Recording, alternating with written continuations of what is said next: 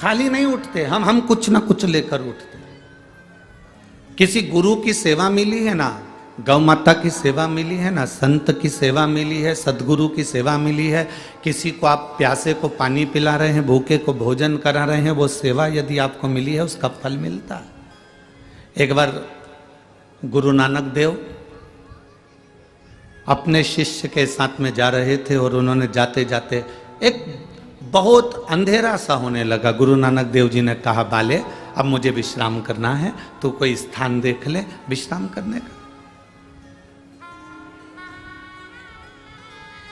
बाले ने विश्राम करने का स्थान देखा और स्थान देखकर बाले ने कहा, गुरुजी विश्राम करने का स्थान तो है, पर एक टूटा सा झोपड़ा है, टूटा सा मकान है।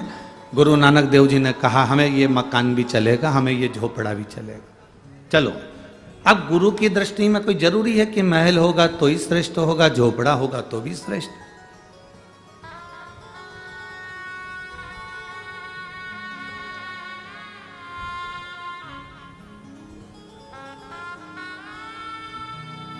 बड़ा महल हो उसमें ज्यादा भजन होता है, या छोटा झोपड़ा हो उसमें ज्यादा भजन होता है। ये झोपड़े और महल से मतलब नहीं होता, उसमें रहने वाले जो जीव हैं, उसमें रहने वाले जो व्यक्ति हैं, उसमें रहने वाले जो परिवार के लोग हैं, उनसे मालूम पड़ता है कि रहने पर भजन कितना हो रहा है, रहने पर कीर्तन कितना हो रहा है।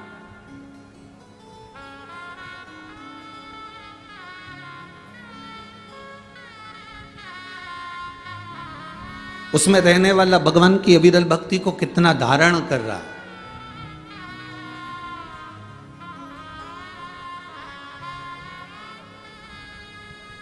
राजा भैया जायसवाल जी, हम एक बात कहना चाहेंगे। हम बहुत सारी कथा करते करते वनी पहुंच गए, पर एक सत्यता का विषय है। हम सुबह सुबह मॉर्निंग वॉक करने के लिए उठते हैं, तो ऐसा कहीं नहीं कि कहीं नहीं उठते, सब जगह उठते हैं। पर हम उठकर पूरी मॉर्निंग वॉक कर लेते हैं, भगवान का भजन कर लेते हैं, कीर्तन कर लेते हैं, मंत्र जाप कर लेते हैं, अपने कमरे में पहुंच जाते हैं, तब तक कोई जजमान या जजमान पत्नी नहीं उठ पाते। पर आपके यहाँ ठहरे पहले दिन से देख रहे हैं कि हम उठते हैं, उसके पहले आप लोग उठकर झाड़ू भी लग जाती है, रंगोली भी डल जाती है और दिया भी लग जाता है।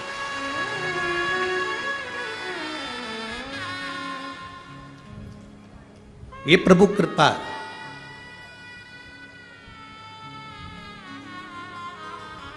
एक ये राजकुमार जी जायसवाल जी का घर देखा, और एक छत्तीसगढ़ में हम कथा करने गए थे, वहां पर भी एक जायसवाल परिवार ने कथा कराई।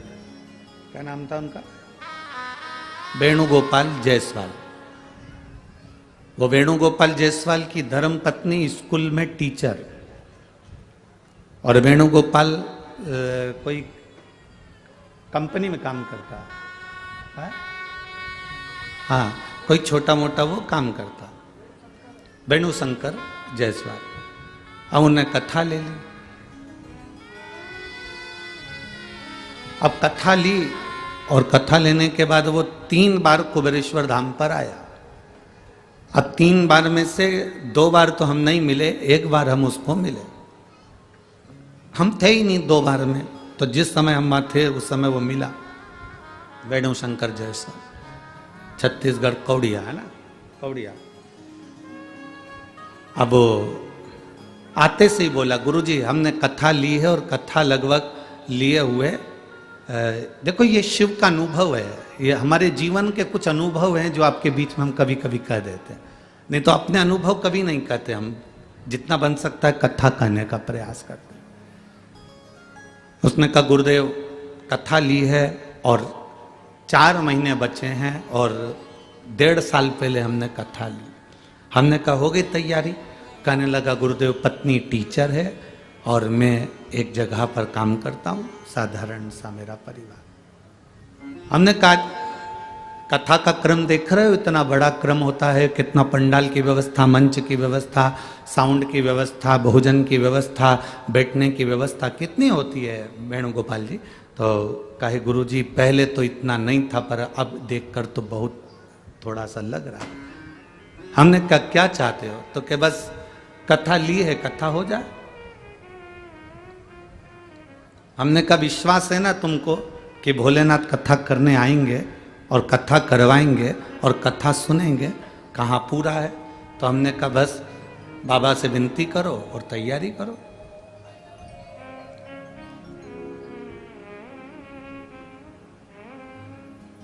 गए, उनके दोस्त ने उनको कह दिया कि एक प्लाट खरीदना है और उस प्लाट में मैं चाहता हूं कि तू भी मेरा पार्टनर बन जा। उसने कहा पार्टनर तो बन जाऊंगा, पर इतना धन नहीं है कुछ भी, थोड़ी सी पैसा कथा के लिए रखा है, शिव पुराण करवाना। तो कहा जो शिव पुराण के लिए रखा है चल वही लगा दे उसमें से। वो शिव पुराण का थोड़ा बहुत जो इकट्ठा करके रखा था वो प्लाट में लगा दे। वो प्लाट आ गया शहर के अंदर। शहर में ऐसी जगह आ गया कि उसको एक कंपनी को जरूरत पड़ गई। 4 महीने के अंदर ही कंपनी ने वो प्लाट करोड़ों में खरीद लिया, और करोड़ों में खरीदा और बाबा की कथा। एक विश्वास की दृढ़ता होती है, एक भरोसे की दृढ़ता होती है।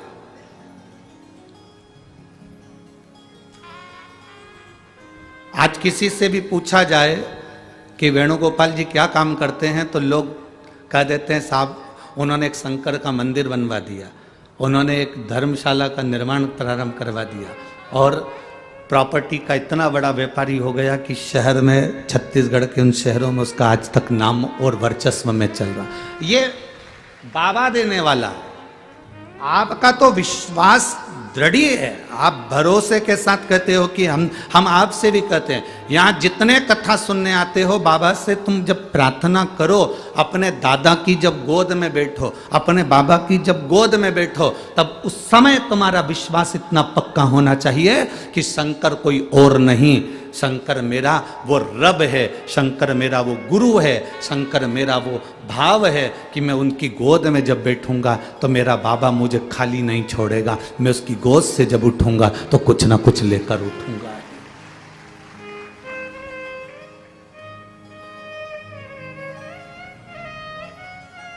एक महिला यहां पर बैठी है जिसको डॉक्टर ने भी नीचे बैठने का मना कर दिया था। पाँव में तकलीफ थी, घुटने में तकलीफ थी, कमर में तकलीफ थी, गैप था, और डॉक्टर ने कह दिया था कि तुम नीचे कभी नहीं बैठ पाओगे।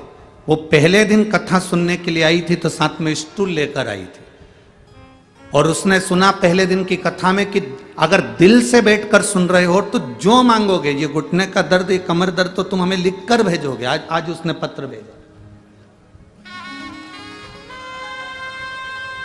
राधिका जोशी भद्रावती जिला चंद्रपुर से आई है। कहीं बैठी हो तो हाथ हिला देना। भद्रावती जिला चंद्रपुर। 3 साल से मेरे पैरों में तकलीफ थी। ऐसा कोई हॉस्पिटल नहीं है जिसमें मैंने इलाज नहीं करवाया। नीचे 3 साल से नहीं बैठ पाई थी। कहाँ है? हाथ हिलाओ एक बार। हाँ ठीक है, दिख गया। 3 साल से मैं नीचे नहीं बैठ पाई थी, पर पहले दिन की कथा में आपने जो वर्णन किया था, उसके बाद मैंने भी मन में सोच लिया भोलेनाथ मैं कल कथा सुनने के लिए आऊंगी। अगर तूने मुझे इतना बल दे दिया, मैं नीचे बैठकर कथा सुनना चालू कर दूं और मेरा पाँव चलने लगेगा, तो मैं तेरी 7 दिन की कथा सुनूंगी।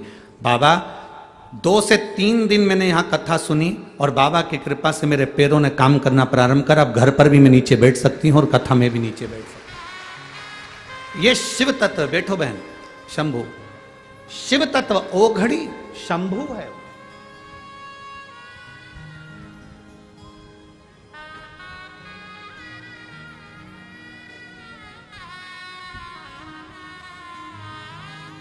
आप जब उसकी शरणागति में जाएं तो आपके भीतर अलग एक ऊर्जा होना चाहिए, एक ऊर्जा।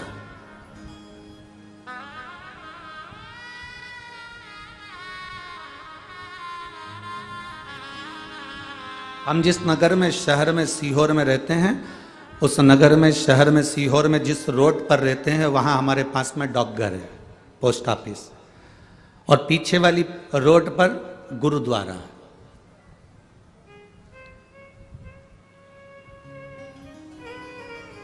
अब जब भी कोई गुरुद्वारे का दर्शन करने के लिए या वहां से जो भी प्रसाद लेकर हलवे का निकलता, और हम भी वहां जाते गुरुद्वारा दर्शन करने के लिए, और जब भी कोई, हम जब नहीं पहुंच पाते, कोई निकलता तो हलवे का प्रसाद हमको दे जाता। अब जितने गुरुद्वारे से आने वाले, हम उनसे एक ही बात कहते हैं, दादाजी से मिलिए आए?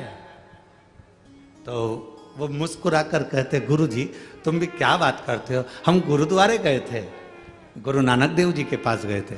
हमने कहा वही तो दादा है, दादा के पास बैठोगे ना तो कुछ ना कुछ तो मिलेगा ना। जैसे हमको हलवा मिल जाता है, प्रसाद मिल जाता है, उसी तरह जब हम शिव के पास बैठते हैं, हम औघड़ी के पास बैठते हैं, हम किसी सदगुरु के पास बैठते हैं, हम किसी संत के पास बैठते हैं, तो हम खाली नहीं उठते। अगर किसी गुरु के पास में भी आप, भले गुरु ने तुमको प्रसाद नहीं दिया, भले गुरु ने तुमको कुछ नहीं दिया, भले गुरु ने तुमको एक शाल तक नहीं उड़ाया, एक माला तक नहीं दी, एक तुलसी का पत्ता भी नहीं दिया, एक रुद्राक्ष भी नहीं दिया, भले गुरु ने तुमको कुछ नहीं दिया, पर तुम गुरु के पास जाकर बैठे हो, मतलब तुम्हें कुछ ना कुछ, तुम चले भी गए तो मिलेगा। गुरु नानक देव जी ने कहा पता करो मुझे यहाँ विश्राम करना है। बाले ने पता करा, सामने एक झोपड़ी है, झोपड़ी में एक माता रहती है, वो माता के घर में अपन रुक सकते हैं, पर दिक्कत केवल इतनी सी है कि माता के घर में इतनी जगह नहीं है। मत होने दो, आपने को क्या करना है, थोड़ी सी जगह में रुकना, रुकने की तैयारी करो। झोपड़े में गुरु नानक देव जी रुके, झोपड़े में रुके, और झोपड़े में गुरु नानक देव जी रुक कर जब वापिस चले, झोपड़े में रुक कर जब गुरु नानक देव जी वापिस चले, जाने के बाद गुरु नानक देव जी से बाले ने कहा आप इसको कुछ दोगे नहीं? गुरु नानक देव जी ने कहा रुक गए, प्रसाद पा लिया, बस चलो। अरे आप इतने बड़े गुरु हो, आप कुछ दोगे नहीं? गुरु नानक देव जी ने कहा बाले तू चल रहा है कि मैं जाऊं?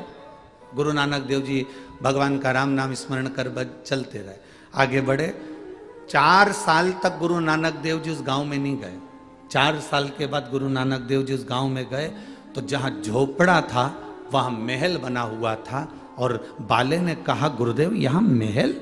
गुरु नानक देव जी से कहा पता करके आऊं वही बूढ़ी माँ रहती है कि कोई दूसरा रहता है। जब जाकर देखा तो वो बूढ़ी माँ गुरु नानक देव जी का इंतजार कर रही थी कि जिसने कदम रखकर मेरे झोपड़े को महल बना दिया वो गया कहां? वो गया कहां? आप शंकर जी के मंदिर में जाते हो तो आपके मन में आता है मैंने पशुपति व्रत करा, भगवान ने क्यों नहीं सुना? मैंने इतने साल जल चढ़ाया, मैं 4 महीने से भगवान को जल चढ़ा रही हूँ, मैं 3 महीने से भगवान को जल चढ़ा रही हूँ, मैं 6 महीने से भगवान को जल चढ़ा रही हूँ, भगवान मेरी सुनता नहीं है। गुरु जी तुम तो झूठ बोलते हो कि भगवान सुनता है। मैं तो 5 महीने से चढ़ा रही हूँ, मैं तो 3 महीने से चढ़ा रही हूँ, मैंने तो 2 बार पशुपति व्रत कर लिया, मैंने तो 4 बार पशुपति व्रत कर लिया, मैंने तो 8 बार पशुपति व्रत कर लिया, मैंने तो ये कर लिया, मैंने तो बेलपत्री चढ़ा ली, भगवान मेरी सुनता नहीं है। गुरु जी तुम कहते हो भगवान सुनता है, मैं साल भर से भगवान को जल चढ़ा रही हूं, भगवान मेरी नहीं सुनता। आपसे निवेदन है, गुरुजी ने जल चढ़ाने का बोला और तुमने जल चढ़ाना प्रारंभ करा, तुमने जल चढ़ाना प्रारंभ करा, कोई तुमने पाप नहीं करा। अगर आज तुम खड्डा खोद रही हो, उसको खोदते जाओ, खोदते जाओ, खोदते जाओ, उस खड्डे में पानी जरूर निकलेगा, ये निश्चित है। उसको खोदना पड़ेगा, जाते जाओ, उसके दरवाजे से तुम्हें कृपा जरूर मिलेगी, उसकी दया जरूर होगी, उसकी कृपा दृष्टि जरूर होगी।